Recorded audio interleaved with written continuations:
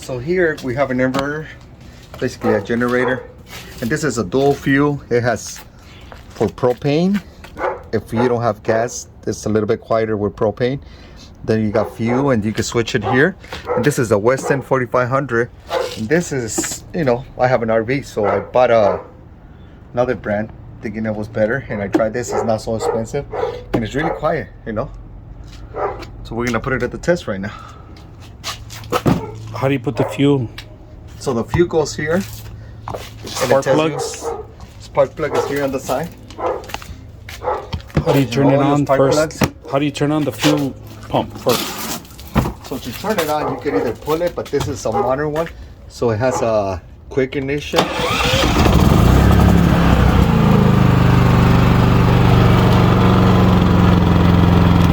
how quiet it is.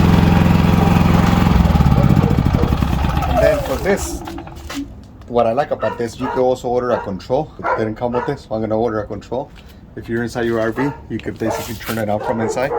It's really quiet, and for the price that it is, you can't go wrong with it.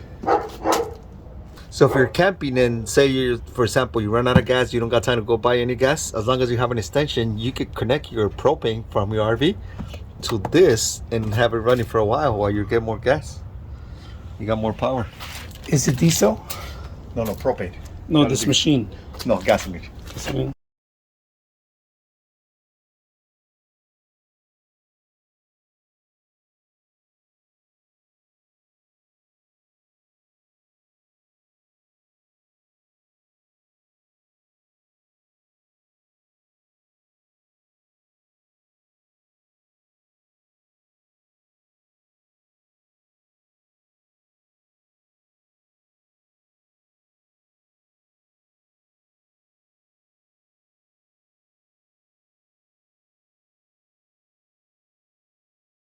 .6 of you are not subscribers in my channel.